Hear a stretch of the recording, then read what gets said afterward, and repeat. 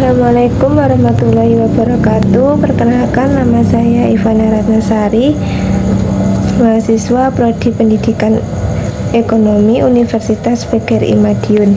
Di sini saya akan menjelaskan sedikit mengenai media pembelajaran yang saya buat. Saya menggunakan media pembelajaran jenis audio visual yang menggunakan gambar dan suara. Di sini saya menggunakan aplikasi Canva dan juga Capcut. Aplikasi Canva saya gunakan untuk membuat PowerPoint, dan aplikasi Capcut saya gunakan untuk menggabungkan PowerPoint tersebut dengan rekaman yang saya buat mengenai penjelasan materi yang saya ambil, yaitu tentang sistem pembelajaran dalam standar proses pendidikan. Untuk lebih jelasnya, berikut hasil media pembelajaran yang saya buat. Sistem pembelajaran dalam standar proses pendidikan. Apa yang dimaksud dengan sistem? Sistem adalah suatu kesatuan komponen yang saling berkaitan dan berinteraksi untuk suatu tujuan. Karakteristik sistem ada tujuan, proses atau kegiatan, memiliki beberapa komponen. Sedangkan pembelajaran merupakan sebuah sistem. Pembelajaran berasal dari kata instruction yang berarti menyampaikan pikiran. Pengertian pembelajaran adalah proses interaksi antara peserta didik dengan pendidik dan dengan sumber belajar pada suatu lingkungan belajar. Adapun faktor-faktor yang berpengaruh pada sistem pembelajaran. Yang pertama, pendidik atau guru. Pendidik merupakan salah satu faktor yang sangat menentukan dalam implementasi strategi pembelajaran. Keberhasilan implementasi suatu strategi pembelajaran tergantung pada komponen pendidik dalam menggunakan metode, teknik, dan taktik pembelajaran. Yang kedua, peserta didik atau siswa. Perkembangan peserta didik tidak selalu sama karena memiliki karakteristik yang berbeda. Faktor yang dapat mempengaruhi proses pembelajaran dilihat dari aspek peserta didik meliputi aspek latar belakang. Yang ketiga, sarana dan prasarana. Kelengkapan sarana dan prasarana akan membantu pendidik dalam melaksanakan proses pembelajaran secara efektif dan efisien, sehingga akan meningkatkan kualitas pembelajaran dan hasil belajar peserta didik. Yang keempat, ada lingkungan. Lingkungan terbagi menjadi dua. Yang pertama, organisasi kelas.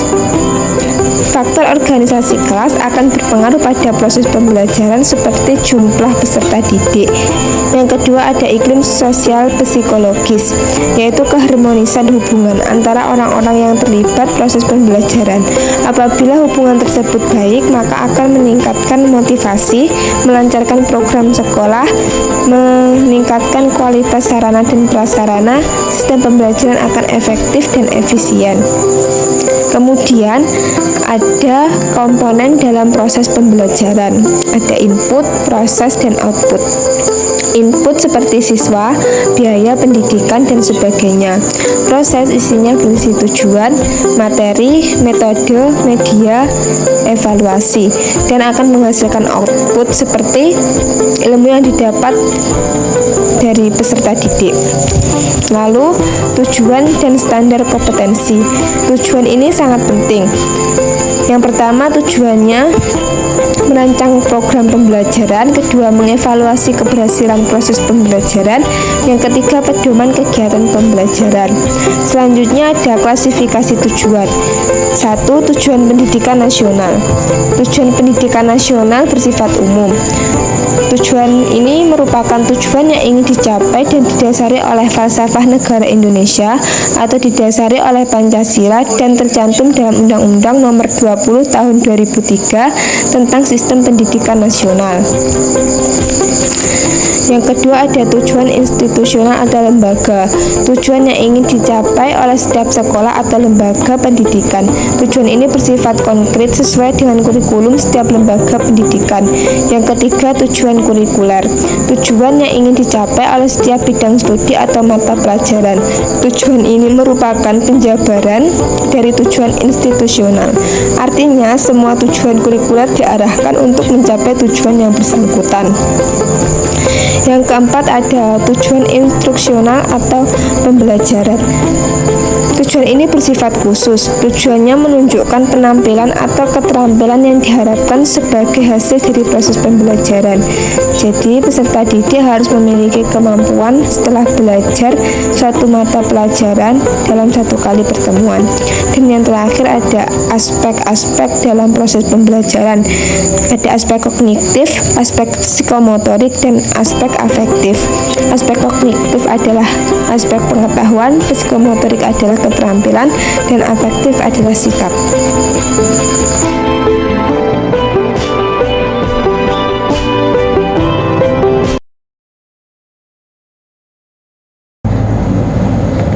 Berikut tadi media pembelajaran yang saya buat.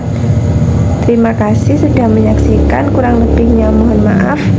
Wassalamualaikum warahmatullahi wabarakatuh.